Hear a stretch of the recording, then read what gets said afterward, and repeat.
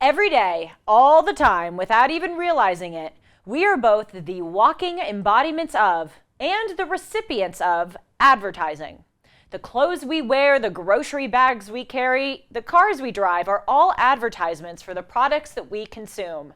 And every store we walk into, street we drive down, shows we watch or listen to make a plea for us to buy something.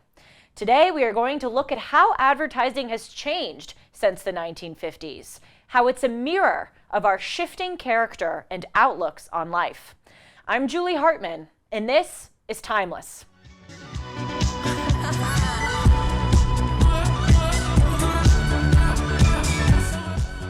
Hey everyone, welcome to Timeless. I hope that you're having a great week.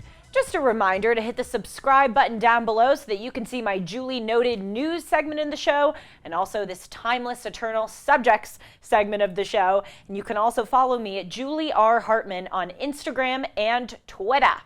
Today we are talking about advertising.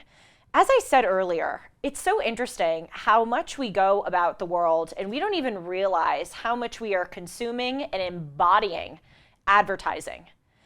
It's kind of a deft move on the part of advertisers to put so many labels on things.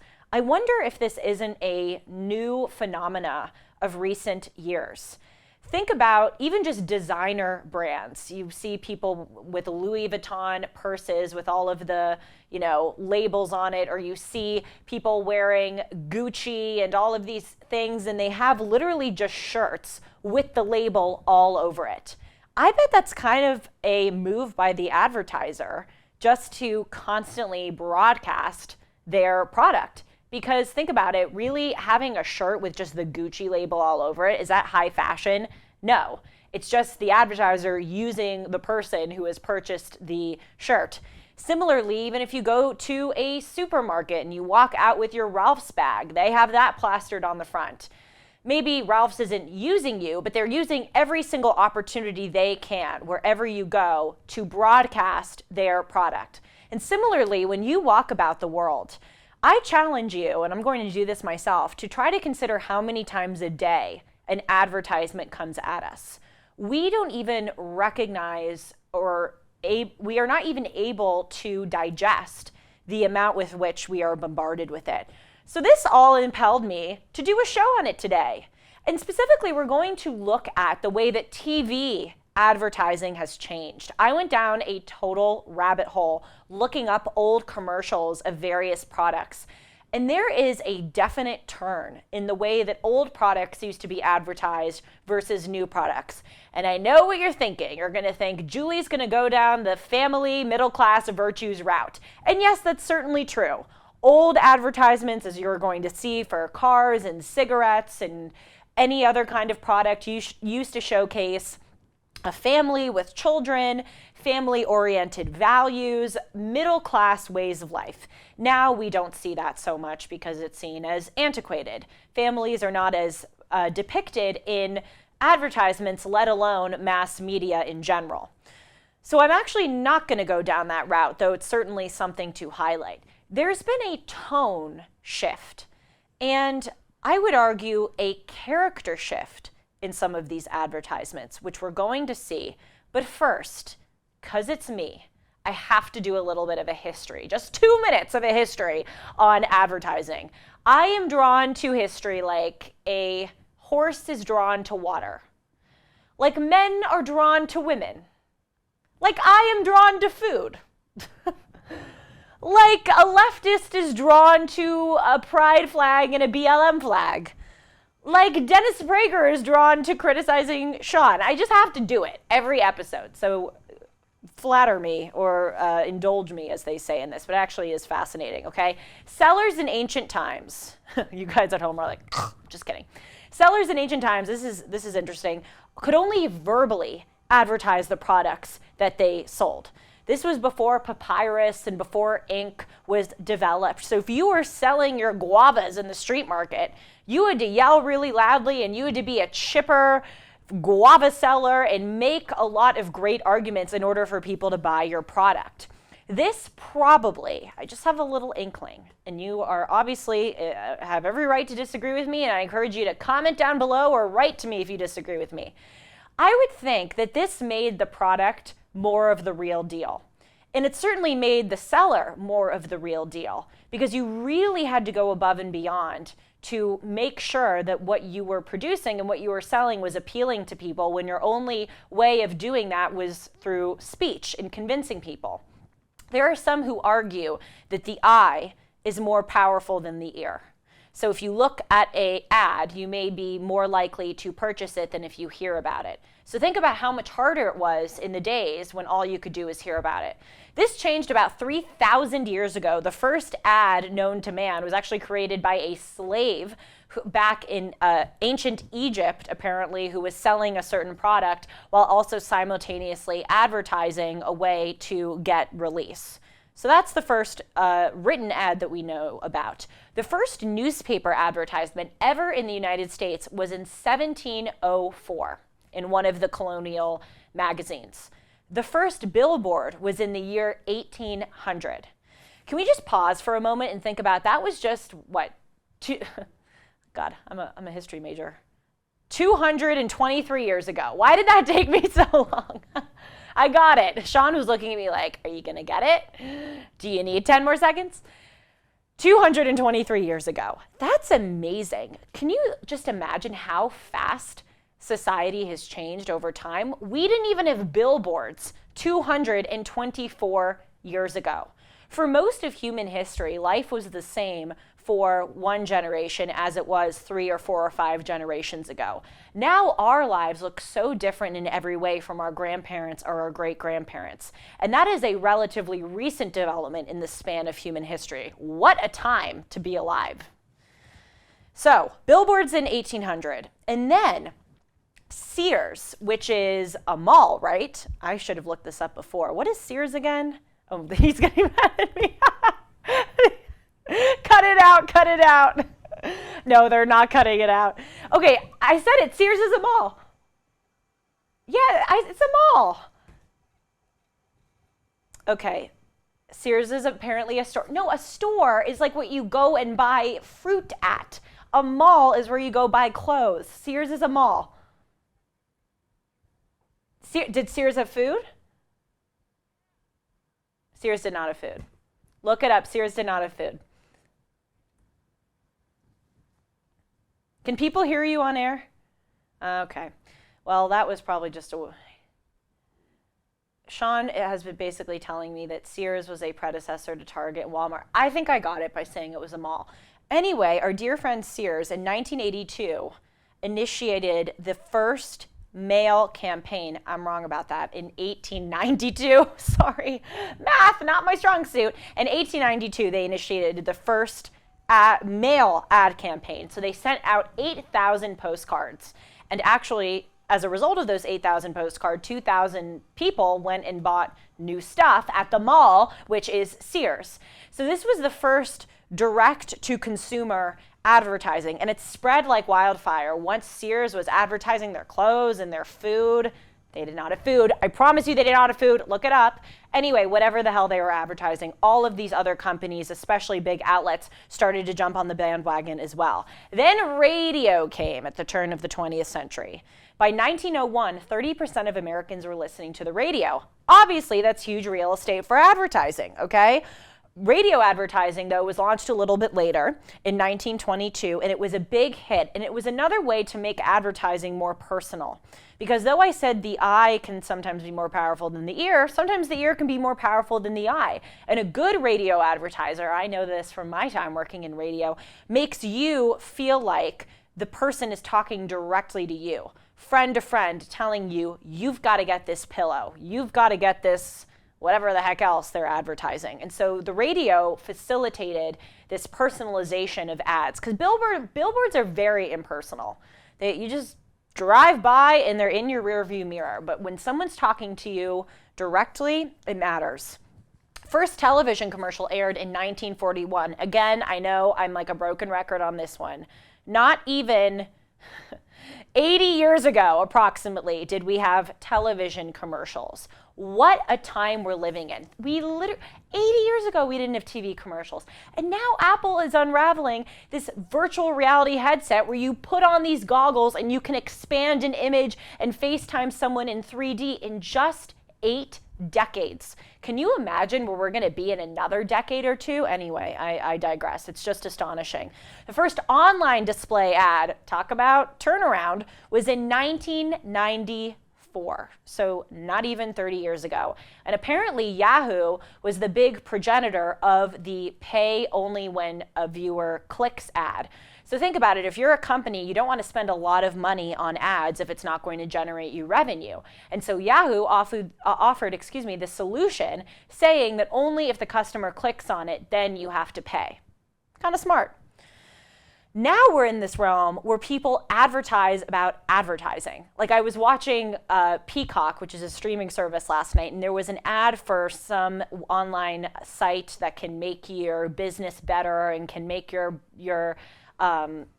if you have a clothing line, it can help promote you. And it's just like advertising has spread so much that there's now advertising about advertising. So let's look at some of these commercials now that you have indulged me with a bit of the history. Because we are watching not only the technology evolve, not only advertising itself evolve, but the messages and the character of it evolve too. And so there have been a few stages. The first stage was the quintessential old America advertising. Let's first look at a cigarette commercial from the 50s. Ooh, this is the Parliament promise to you. Exclusive from Parliament. New Parliament keeps what it filters off your lips. No filter feedback. Keeps it off your lips and her lips too. No filter feedback. Tobacco tastes best when the filter's recessed. Parliament, smoke Parliament cigarette, no filter feedback. Look how warm and cozy that commercial is. Not only the music, but they're on the beach and they're this young, attractive, conventionally attractive couple. They're sharing this cigarette together. It evokes feelings of romance and of wanting to go out and live your life in a fun way. The marker of a good ad, I have contemplated. First of all, the marker of a good ad is it makes you want to go buy the damn thing. But a second and related, of course, part of a good ad is that it makes you think about an idealized version of yourself if you have and consume that product. So if I'm watching that commercial, I think about how I could be with a cute boy on the beach and having a frivolous, fun, joyful life. That is 5-star advertising. Let's look at another commercial. This one is from the 60s for a car. Here are a couple of real space-minded travelers. And no wonder. The view from their new 1959 rocket Oldsmobile makes the enjoyment of outer space more fun than ever. Their Oldsmobile Scenic Coupe has a total glass area of 36 square feet and safety plate glass in every window. And these space scientists like the way their new rocket conquers inner space, too. There's lots more room for the whole crew than they've ever enjoyed before. A spot check of the pilot's area shows that the captain and his co-pilot have more all-round leg room, hip room, and comfort, too. And with the 64% increase in luggage space, you can see that these spacemen are riding in the roomiest rocket of all time. And that new spaciousness is yours in two totally different linear look body styles. The glamorous Scenic Coupe and the dashing sports sedan. See, they have that beautiful, I know they were talking about the car when they said scenic, but did you catch that background? The rolling hills, the beautiful trees, it's idyllic. When you see car commercials now, I suppose some of them are in idyllic settings, but most of them are how fast the car can go down a windy route and the horsepower and all that blah, blah, blah. Think about the emotions that this evokes in you. Traveling, seeing a beautiful sight, being with your family, the innocence of children. It's so cute. They're dressed up like astronauts in the back seat of the car. It's just fun. And another thing that is of note in this advertisement is that they were actually advertising the product. The point of the advertisement, and this was actually quite deft. On the one hand, they're evoking these idyllic feelings in you. But on the other hand, they're giving you useful information about what you're going to buy. The seating, the style of the car, the amount of luggage that you can fit in the back. Now, when we see commercials, it's more about the punchline of the commercial than it is about the actual product that they're selling. In some advertisements on TV, you don't ever learn one fact about the product. It's just about a memorable or funny commercial. Another thing I would like to say, Sean said in my ear, and it's so true, did you catch they weren't wearing any seatbelts and the kid could just climb into the front seat and sit on the mom's lap? What a time. Next commercial from the 1970s. This one is a classic. I didn't know about it until recently, which makes me a very ill-informed human being. It's Coke's I Like to Teach the World to Sing. I'd like to buy the world a home and furnish it with love. Grow apple trees and honeybees and snow white turtle doves. I like to teach the world to sing. Sing with me. Perfect harmony. Perfect harmony. I like to buy the world a Coke and keep it company. That's the real thing. I like to teach the world to sing. In perfect harmony. Perfectly. And I'd like to buy the world a Coke and keep it company. It's the real thing.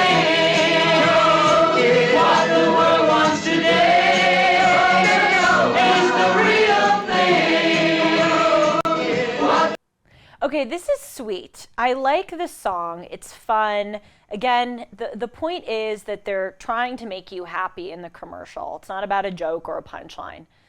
There's something a little creepy to me about that commercial. I don't know if I'm off base on this. I'm actually positioning this commercial as sort of the golden age of advertising.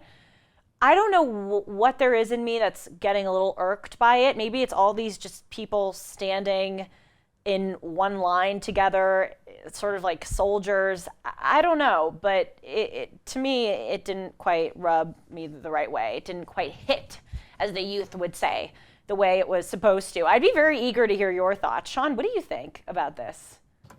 I think that's where wokeism started. Really, why?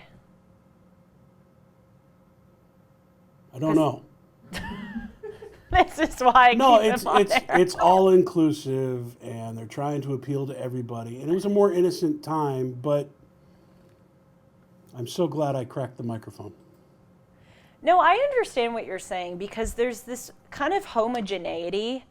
Like, on the one hand, it's nice to see people all singing together, but they're all upright, like kind of singing like It's creepy. robots, and it gives the vibe of a homogeneity in thought or a homogeneity in lifestyle that I agree with you is a bit weird. There's a globalism to it. Yes. Also, by the way, Sears is a store, not a mall. Oh, I still think Just it's want a to make mall. sure that you knew that. I remember this commercial from when I was a kid, and it made me want a Coke. Did it? Yeah. Well, that's the point. The point of a good ad is to make you want to buy the product. But yeah, no, the lines there, it reminds me a little bit of communism. I know that's odd to say, but the way that the people are just lined up in this manner, it's, yeah. Well, if it made you buy the Coke, then I guess it did. I only drink diet communism. Oh, that's right. Diet communism. I wonder what Coke commercials are like today. They're not memorable. The thing that I'll hand to that one is that it's memorable. Speaking of memorable, talk about the golden age of advertising. I've been so excited all day to play this commercial for you. Starting in the 1950s, brands started to introduce characters that could be associated with their product. Kellogg's had Tony the Tiger for Frosted Flakes.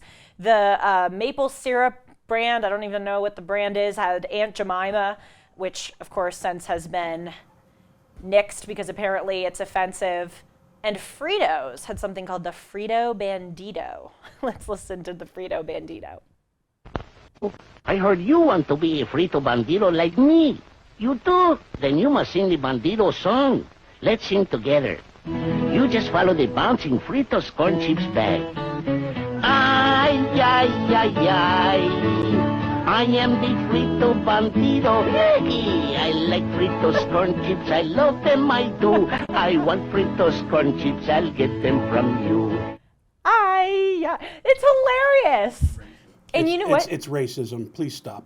Okay, Sean's saying it's racism. Please stop. Good Lord. Alejandro, I want to know Alejandro if he thinks this is offensive. How is that offensive? It's hilarious. He says it's funny. He says it's hilarious. But it's still racism. But they got rid of it because they said, apropos of apparently woke Sean there in the control room, apparently it is racist because it succumbs to stereotypes of blah, blah, blah. You're right. Wokeism, I think, did kind of emerge during this time because the Coca-Cola commercial and the Frito Bandito commercial were at the same time, and the Frito Bandito commercial was taken off the air around that period in the 70s and 80s. 40 years ago, we were already seeing signs of this culture. You think of that time as being free from any of this cracking down on speech and on advertising and on everything, but no, the seeds were laid there. We should have stopped that immediately. We should have said, no, your band, the Frito Bandito, is here to stay. The Frito Bandito is a cultural icon. Let's listen to the next commercial on the Frito Bandito. Hello, senor. I am the Frito Bandito. Oh, don't be afraid. I am not going to steal your Fritos corn chips. I buy them from you, okay? See, I give you silver. No silver? Okay, I give you gold. You don't like gold neither? Maybe you like better some lead, huh? Citizens, protect yourselves. Never buy one bag of crunchy Fritos corn chips. Always buy two, and hide one for you. Who knows? There may be a Frito Bandito in your house. The way that commercial guy did say it was really white. A Frito Bandito. I can tell you why it's racist. Here's why it's racist. Why is it racist? A, Fritos are not Mexican or Hispanic in any way. Fritos are not Mexican and Hispanic in any way. And B, the guy that does the voiceover is a white guy. Okay, but the Frito, okay, I'm going to get in trouble for saying this, but I don't really care. Frito sounds like a Spanish-speaking word. Yeah, maybe that's how because it ends in they O, get you. But that's why they have this mascot. It's hilarious. Frito Bandito rhymes, and you know what? Every time someone steals one of your Fritos, you're going to say, you're a Frito Bandito, and the thing is going to spread like wildfire, and it's free advertising. Hello, it's genius. And it's just fun. Still racist. My mom had a Frito Bandito eraser when she was in grade school. You know who did the voice of the Frito Bandito? The same guy that did the voice of Bugs Bunny. The same guy who did the voice of Bugs Mel Bunny. Blanc. It doesn't matter, Sean. It's just It fun. does matter. It's cultural appropriation, and I'm disgusted. Goodbye. He says, and he's disgusted. Goodbye. Okay, bye-bye. I'll continue on with the show. The point is that up until the 70s and 80s, commercials were trying to appeal to conventional values, conventional virtues, and crucially, they were earnest. They were earnest in advertising the product and its upsides to you. It was earnest in trying to make you laugh and trying to give you a good feeling. The character switch that I identify, drum roll please, because I've been hinting at it and now I'm telling it to you, is that we have moved into the era of sarcastic advertising. No more earnest advertising. Now everything is a play on humor, not genuine humor like the Frito Bandito, but this like kind of backdoor, raised eyebrow, sarcastic, ironic, cheeky humor. And in some ways it can be really funny. I love good irony and sarcasm as much as the next person. But if that's your playbook every single time, if every commercial, everything we are seeing is just this weird, cheeky sarcasm, it gets kind of tired. The first company that toyed around with this sarcasm and did it well, I think, and it was kind of funny, was Avis. Avis is a car rental company. And historically, Avis was second to Hertz. Hertz was in the number one spot. And it was just kind of known that Hertz was number one, Avis was number two. Avis made a marketing campaign making fun of the fact that they were number two. Let's look at this first poster that they circulated. They put it in newspapers and magazines when they said, Avis is only number two in rent cars. So why go with us? We try harder. That was their new slogan, "We try harder." And the whole thing was a joke about how they were second place. And then they had there in parentheses, when you're not the biggest, you just have to. We can't afford dirty ashtrays or half-empty glass tanks. The line at our counter is shorter, etc. So they're talking about these ways that they have to catch up. And you see there, the guy's holding up a number 2. That's the first kind of play with this irony. Here's another Avis ad. Avis can't afford not to be nice or not give you a new car like a lively super torque Ford, or not know a pastrami on Rye Place in Duluth. Why? When you're not the biggest in rent-a-cars, you have to try harder. We do. We're only number 2. Okay, kind of funny. Certainly memorable. The point is to make it memorable, but does it make you want to buy the product? No, but it certainly keeps Avis in your mind. Another company that jumped on this bandwagon was, no pun intended, Volkswagen, when they came out with their Bug or Beetle. Well, they had already come out with their Bug or Beetle, but they were doing this new advertising campaign, and they were making fun of the fact that the car was conventionally ugly. You see there in one of the posters, it says ugly, slow, noisy, expensive. What advertising company in the history of the world prior to that would ever admit that their product was ugly, slow, noisy, and expensive? Again, it shows you the shifting currents of our character, of our humor, that we like this tongue-in-cheek, we can make fun of ourselves, we're so defiant sense of humor. There's another poster that I would like to show. If you run out of gas, it's easy to push. Since when has that been an appealing reason to buy a car? They're making fun of the fact that it's kind of janky and small. This indicates a phenomenon that I identify among people's personalities. It's that the counterculture has become the dominant culture. This started to seep into American life in the 60s. The counterculture used to be the hippies with the rock and roll, sex, love signs, the people who were super left-wing, who wanted to rebel against conventional virtues and conventional ways of life. That was once a kind of fringe, or maybe not fringe, but small segment of the population. Now the counterculture is the dominant culture. So many of these individuals are in companies and places of leadership. If you look at, Target just invested or paid money to this organization which says that Mount Rushmore is white supremacist. All of these school codes are becoming super woke. That used to be a fringe thing, and now it's dominating almost everywhere. And it's the same thing with personality. Sarcasm and irony used to be a sort of countercultural mechanism. Not that anyone who ever practiced irony or sarcasm was part of the counterculture, but having it be the basis of one's personality as opposed to a trick that you can pull out, that is sort of countercultural. But since the 60s and 70s, in many ways that has seeped into our culture, I saw so many people in college who thought that they were so defiant. Like they would go out into the streets and they would wear Birkenstocks and they would have blue hair and all these stick and poke tattoos and a lot of piercings and a big bull nose ring. And I'm not just picking on, people who I went to college with. You just walk down the street and you see this. What's funny about that counterculture look is now so studied. The whole point is to act like you're being so defiant, but it's actually so non-defiant because you're just acquiescing to the trend that everyone is doing. It's what Norman Cousins calls wearing the uniform of non-conformity. That is the uniform of defiant culture, which has now become everywhere. And again, advertising is a mirror, just as TV shows, as our media, newspapers, movies are a mirror of our culture. Advertising is a mirror of our culture. Another example of this tongue-in-cheek, sarcastic phase we're in of advertising is an Isuzu commercial. Isuzu. This car company is out of business, so I guess it doesn't matter how I pronounce it now. Isuzu commercial. Let's listen to that one from the 90s. Hoy akalea mumu. Behold the Isuzu Pup, the lowest priced truck in America. About $6. Buy a pup now and you can get 3.9% financing or 500 pounds of bananas. Why, I saved enough money to buy this island and all the fish. Penumeli, Kiki Bobo. Hurry, 3.9% financing or $500 rebate offer ends soon.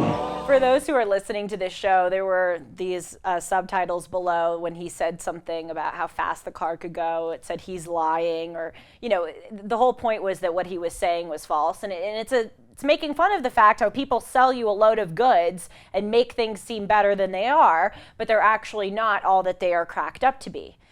Look, I was laughing. Shanzi was laughing. These sarcastic commercials can be funny. I'm not trying to say with one broad brush that every sarcastic commercial is bad, but when this is becoming the playbook for every single commercial, it does get tired and old. And we should see advertising that is in earnest and wanting to win you over, because that shows respect for the customer. It shows I respect you enough to show you that I am giving you a product that is worthy. Frankly, that's what I try to do on my show. I could BS for, you know, many hours a day. Maybe I do, just kidding. I could react to woke TikToks. I feel like I could, you know, do a lot more woke subjects, but I just feel like that's funneling sludge at you. I respect you enough as a viewer to give you stuff of value and of consequence. That is, in my view, in addition to entertaining, what advertisers should do. Let's look at the E-Trade baby of the 2000s and still today. Oh, this is lame. Investors could lose tens of thousands of dollars on their 401k to hidden fees. Is that what you're looking for, like a hidden fee in your giant mom bag? Maybe I have them.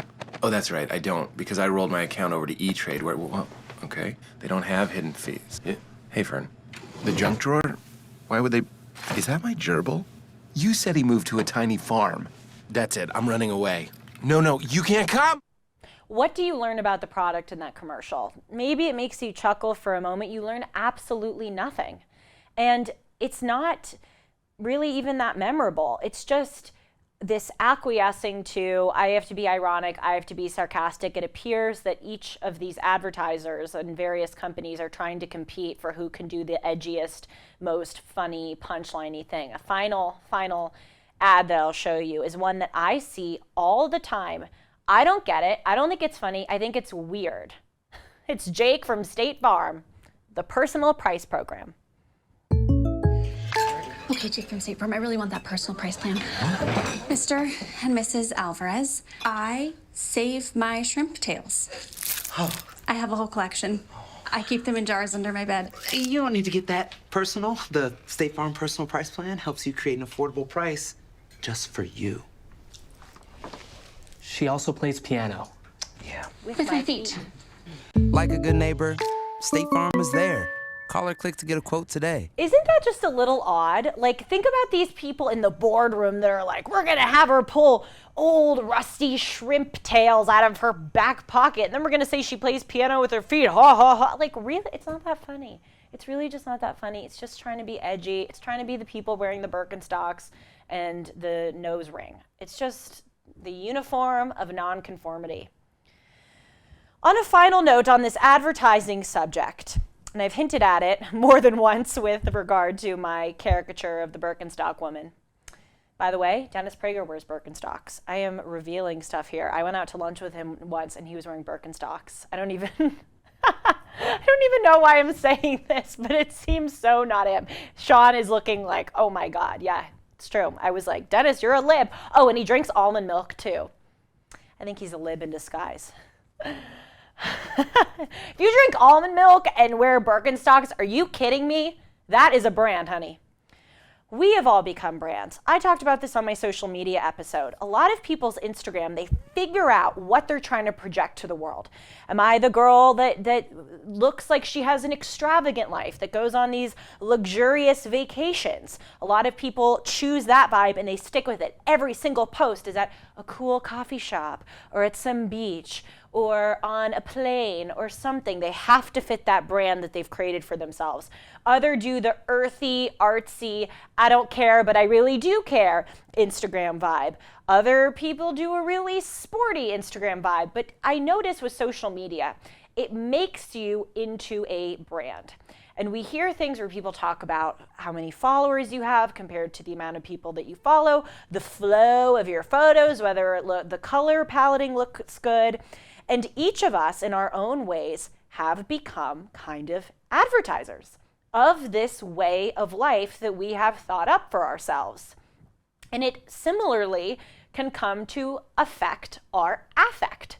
Take my caricature of the Birkenstock wearing, no offense to Birkenstocks, they're very comfortable, nose ring, purple hair, stick and poke tattooed, everyday person that we see now. There's this brand that people have of like making themselves look dingy. It's this cool thing among people my age, like make it look like you didn't take a shower and that you're so hipster and you're so alternative and you're so whatever. You're just a walking stereotype. You're a walking advertisement. None of us should be advertisements. None of us should be walking stereotypes. We are multi-dimensional, multifaceted people. Don't reduce yourself to a State Farm, I have shrimp tails in my back pocket ad.